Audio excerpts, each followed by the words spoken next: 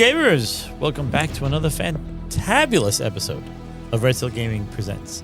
Today we are going to be checking out a board game here. It's called The Mandalorian. Delving into the Star Wars game. Delving into the world of Star Wars board gaming, which is limited nowadays. I'm Dan, the Primarch of Red Steel Gaming here in Mattawan, New Jersey. I'm here with my boy Sal. How we doing? And my buddy Christopher. This is the way. This is the way. Well, after playing this game, I don't know if it is the way. Well, we're going to. There are good things. There are good things. Yeah. Let's talk about the good things. We're Always focus on the positives, and then we'll talk about what's maybe not. Christopher focusing on the positives is something Yes. that I would like to eternally have in video. So John, say this. So I'm going to use this for a later. Are we saying that we're gonna explore this game and see how deep does it go? How deep is it go? Well, I believe we were in the shallow end. So Christopher, why don't you do us a favor? Give us a breakdown of how the Mandalorian Adventures play. All right, so the Mandalorian Adventures is basically a very, very light, I would almost call it a light RPG game. You're taking the roles of the characters from the Mandalorian TV show. There are currently 2 boxes of it. We played the first one, the Mandalorian Adventures, which is the entirety of Season 1, of which there are 4 chapters. And then if you like the game and you want to delve forward, you can go into Season 2, which is 4 more chapters that have new characters like Ahsoka and Boba Fett and the like. And it's very simple. You're going to be going through different missions in the chapter, in the seasons.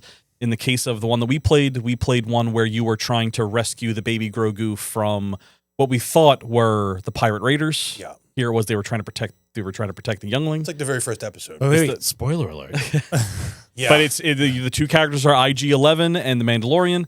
You're clearing a whole bunch of unnamed bad guy pirates / scavengers, and the goal is to unlock the door and find the baby Grogu in his pram. Yes. And my only disappointment was that as the Mando, we couldn't jump on the giant gun and just start wasting the whole time. That is true. The giant gun was not there. And I want to focus on the fact that it is a very light RPG. Yeah. No dice, right? Card-based system. We draw cards and the whole thing, item damage and stuff, and listed on the top of the card. So yeah, not that that's a, how we are with dice games with not having dice. First mission was delegated to 2 players. Mm-hmm. So yes, the mission, it is a 1 to 4 player game, I believe. Correct. So we pretty much mutually played the game, the 3 of us together, just taking turns. Yeah, going back, me and Dan did IG 11 twice.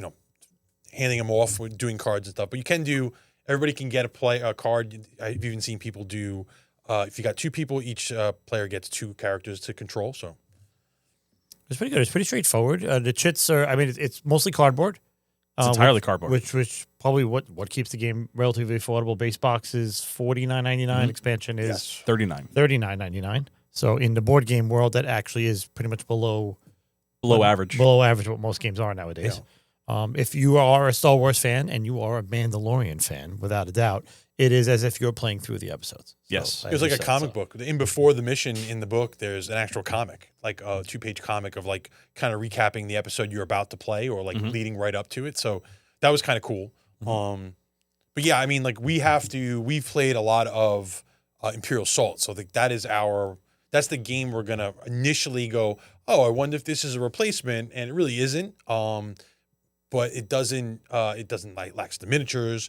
But it did have that kind of it is very, I want to say, I don't use the word compact, but I feel like you could travel with this game. I feel like this game could go in your backpack and, hey, we really want to play an episodic mission game without miniatures. It's all in the box. So, I mean, I thought that was kind of cool. I felt about it. Let's talk about positives. What are the things that we liked about the game? Me first. Great. Let me think. Well, I will tell you I'm usually the person that sets up the game and reads the rules. Mm-hmm. I will tell you that it was very straightforward. It was very easy to set up. So when you watch the playback of the video as we're talking, you'll notice that the board is actually a spiral-bound book. And as Sal said, there's a small little comic intro that kind of sets the plot up. So if you've never seen The Mandalorian, which there are some people out there that exist that haven't seen it, you don't have to have seen it. It gives you kind of enough of the plot to tell you what's going on. And then you flip the page, and now it's the hexagonal based grid where you're going to play the game. And then as soon as you finish that, if you want to pack it up, you just simply close the book and you're done. Or you flip the page and you go right to the next comic book story and then to the next map that's there. So setup, super easy. Quick. Everything about the game is well labeled. So there are different chits and different bad guys for each of the different chapters. They're all labeled on the back. So they didn't skip corners when it came to the production of it.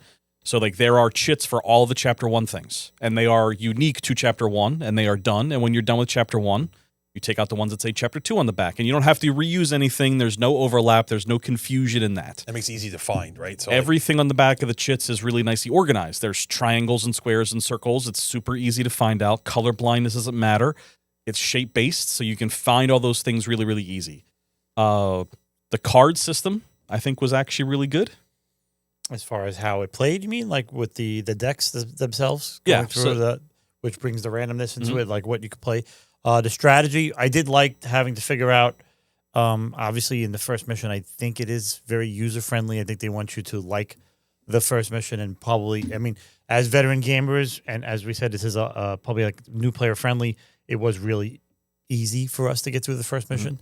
We did it in about 20 minutes, 20 or 30 minutes, and we were learning the rules as we were going. So that tells you something. So ease of use, again, it's just, again, on board, we were used to playing some complex games like Imperial Assault, which has the minis and the complexity and the app, but that can be a lot for someone that's never really played board games before. So this is, without a doubt, again, another good intro game into the Star Wars universe and into the mechanics that are similar to more complex games that we play.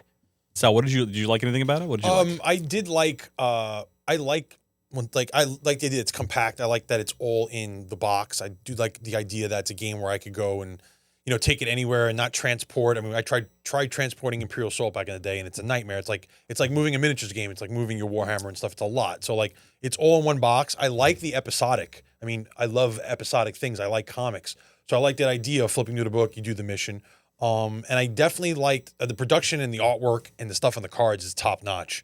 Just like the cover art on the box is pretty much the same throughout the all the cards and stuff that you do get. So yeah, and I like the system of you're drawing cards up in your deck and you're using the deck for. There's very simple cards that have a numerical value that you could use to either attack, move, scan, like plan, look ahead and stuff. I did like that aspect. And then we did find out that the decks do expand as you go deeper into the book.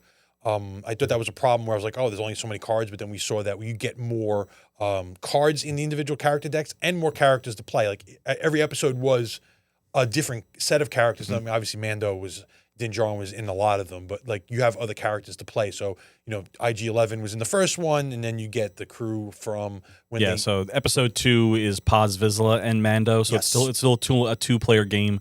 Then the third mission is the prison break. So you have the 3 criminals and Mando as they're trying to break out the New Republic, the Rylothian Migs and the crew. Yep. And then the 4th mission is you're facing off against Moff Gideon. He's attacking the cantina. So you, Cara Dune, IG-11, and somebody else are in the bar. Grief Karga. I'm sure there's a lot of flame troopers and death troopers show up there. So that's and then expansion brings Fennec Shan, Boba Fett.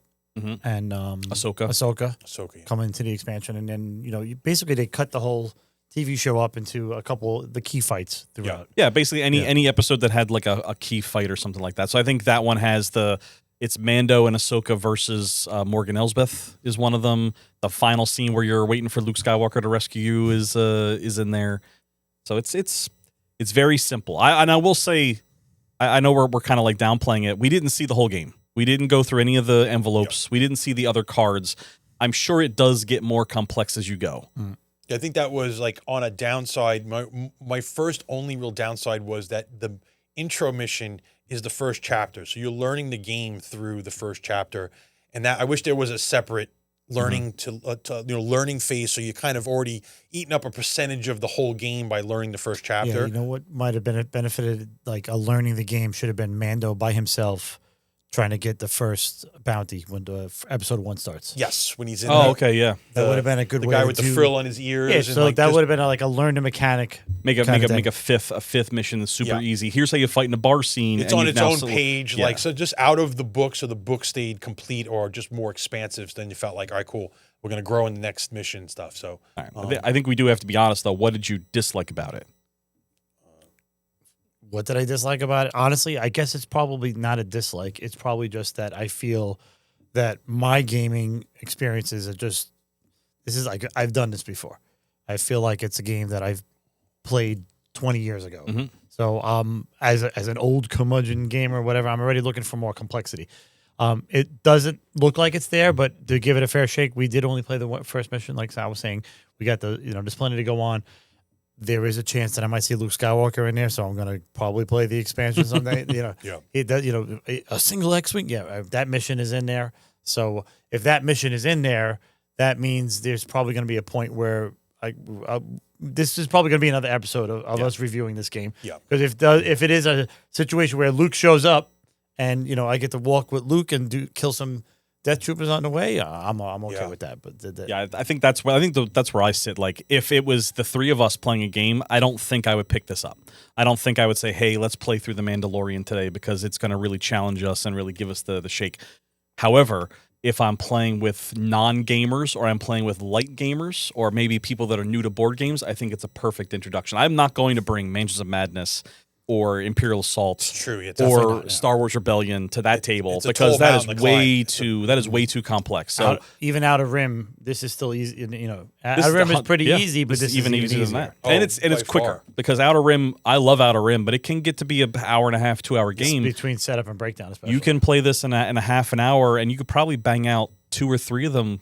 We were talking before we turned the cameras on. We could probably bang out the whole box in a game session. In a 3 or 4 hour game session, you could probably go through the entire first chapter. Yeah. And we don't really know what the envelopes bring to the game either. They're sealed envelopes with whatever secret aspect to them. So that's another part of the game that the system is there. It seemed smooth. It just seemed a little simple. But that's us being veteran gamers. Yeah. So it might be there. Simple's not a bad thing. No. It's just it's not challenging. Yeah. I think what I didn't like is it's the rehashing of the seasons. So like, I really would have been really fun if these were complete new stories. And there's always time, you never know the full times of episodes, and like, what's Grogu and Din Djarin doing in between things. And like, these could have been original stories. It would have been really exciting, because then it just adds to the story of The Mandalorian.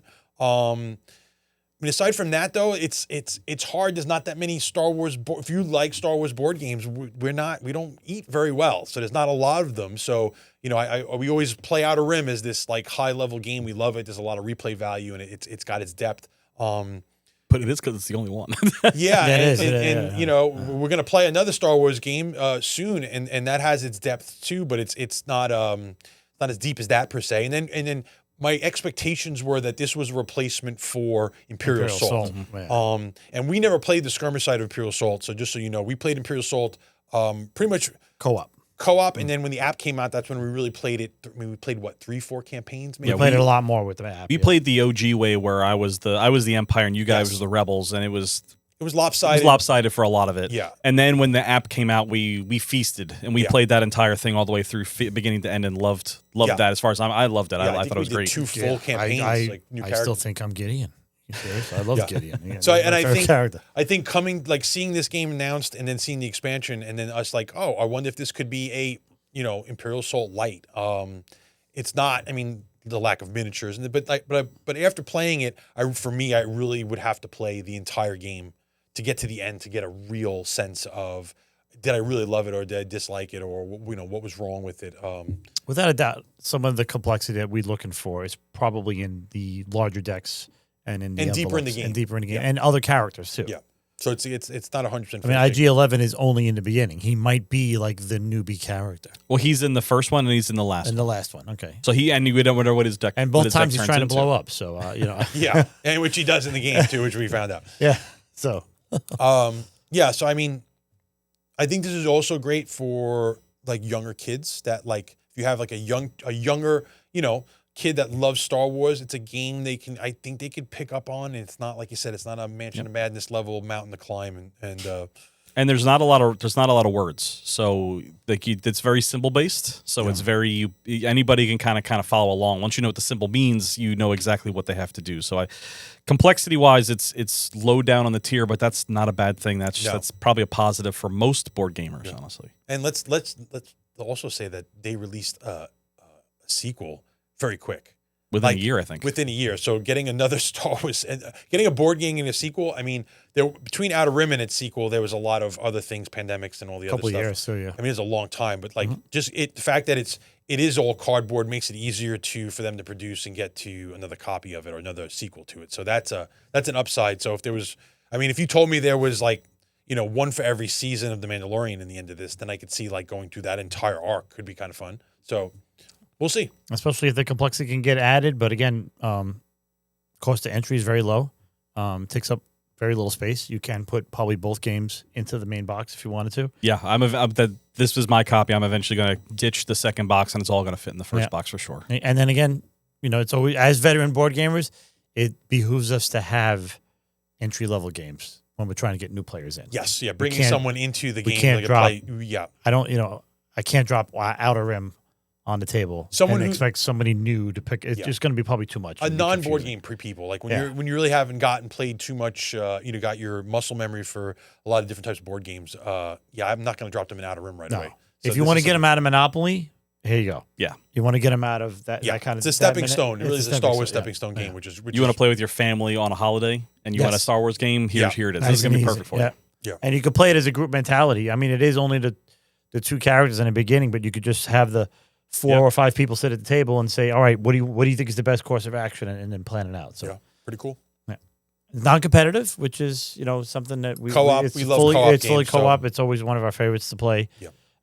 Which we do often. So I would check it out, especially if you're a new gamer. If you're a veteran gamer, and unless you're a big fan of The Mandalorian, it's probably a pass because you have the experience and you've played more complex things. But as veteran gamers know, you do need that point of entry to help a buddy make the progression to get caught up to where you are. And you know what, too? You probably, if you had miniatures, honestly, that fit some of these roles, you could probably spice the game up and have miniatures on these boards. It's a hex-based map on the books and stuff. So, I mean, you could spice this up. There is that way to, I don't want to say the outer mint, but like you could spice this up a little bit. Now that I'm thinking Star Wars Shatterpoint miniatures, you definitely have a Mando. You definitely have an IG-11. You have the Klaatu, the pirates and stuff. You definitely have the pirates, which would take place of the Fennec.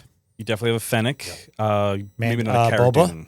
But you could definitely find a proxy for a Cara Dune. Yeah, maybe a Pathfinder from one of the sets. There's a Grief Karga already. Yeah. So like you could with Shatterpoint minis, if you have all the Shatterpoint, you could definitely spice it up, spice this up. Yeah, real good. And I think that would bring another layer for maybe as if the game does get more complex and stuff, having that visual 3D element. I mean, that's what we love. So I mean, like that kind of gets us going. But this is the way.